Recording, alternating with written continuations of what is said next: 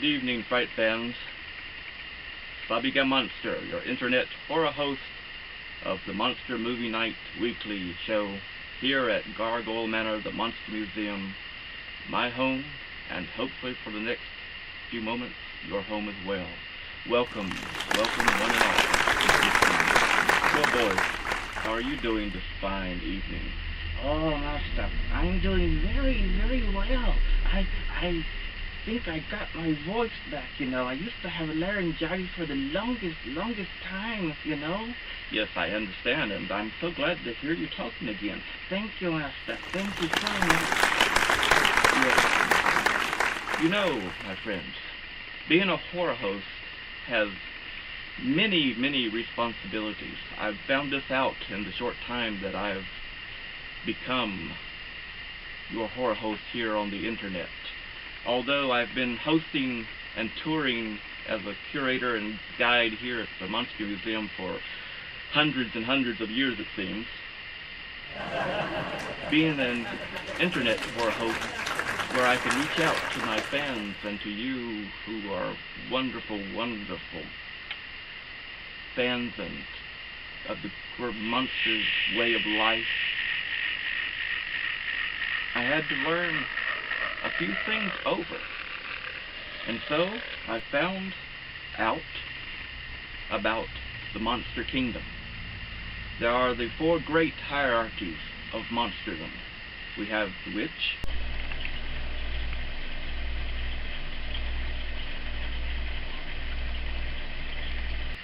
we have the werewolf, the vampire, and the ghoul. I am Dracula. Now,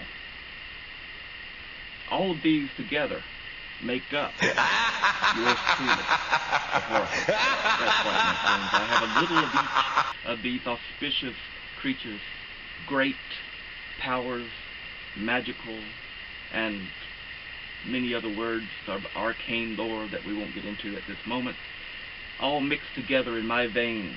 And these veins flows all of this and more. Oh, Master, I didn't realize that. I know. I just found out myself just the other day by reading some of the arcane lore while I was in my chamber. Something came tapping on my chamber door. Well, I'm sorry, but I was hungry, and you hadn't fixed me anything to eat. I hadn't seen anything dead. I've been searching for days. Okay, I'm sorry. But anyway, you understand. I was reading, and I found out about all these wonderful hierarchies, so I thought that we would perhaps, as well as entertain, perhaps educate our friends out there for a small moment or two, if you don't mind. I'm not going to try to be lectury or boring or anything. Basically, we're going to start with the vampire.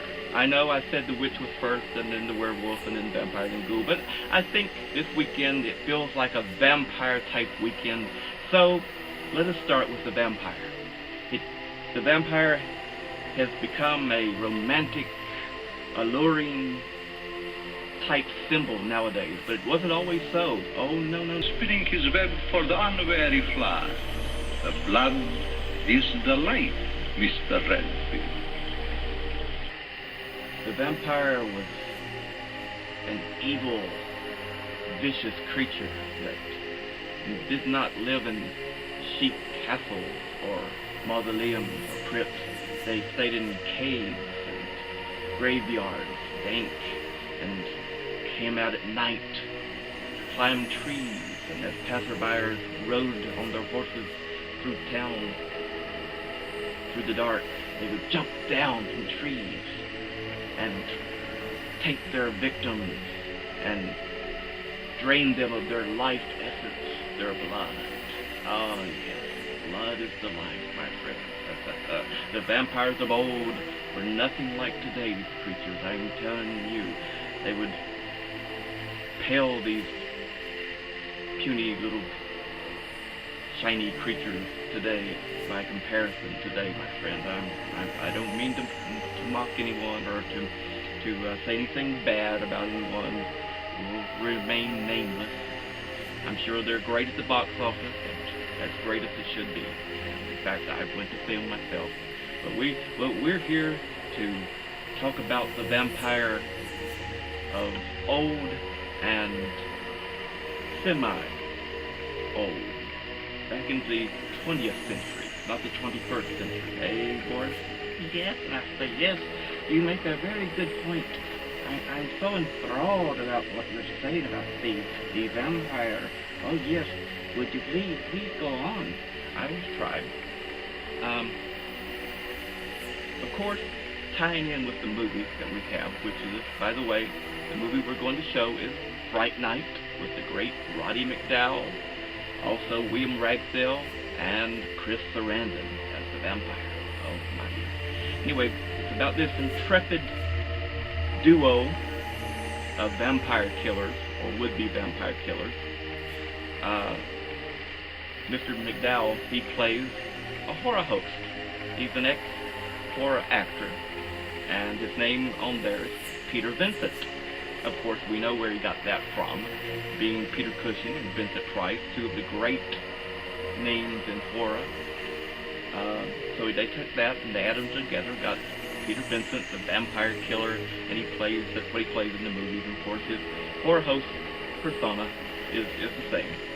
And of course, the young man, Charlie, William Ragsdale, finds out that he has a vampire in the neighborhood and he doesn't know who to turn to. Who would you turn to, Boris, if you had a vampire that was getting ready to drain your city dry and possibly kill your loved ones and such? I don't know. Who? Ghostbusters? No, not Ghostbusters. You would turn, of course, just like Charlie did, to your local horror host, who would know more about monsters than a horror host, who is basically part monster themselves. That's true, very true. I never thought of it like that. Of course. So, that's what he does. Of course, they get into a lot of antics. I'm not going to tell you the whole story. In fact, that's all I'm going to tell you about the movie for now. I want you to watch it. It's an enjoyable film. And before that, we're going to talk a little bit more about vampires, since it is a vampire weekend and vampires are among us. True. I'm stepping beside one right now. Sorry, Master. No, it's quite all right, Boris. You're quite right. I do have a portion of vampire blood in my veins, in these veins right here, as I said before. Anyway, let us go along. I'm going to put Nightmare. Oh, I've never introduced you to my cane. Its name is Nightmare.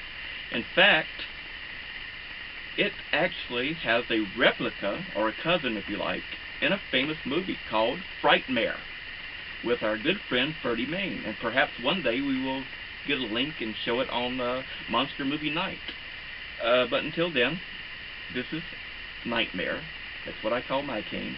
And he's been a very good, loyal companion. But we'll talk about him later, some other time, perhaps when we actually get to film Frightmare.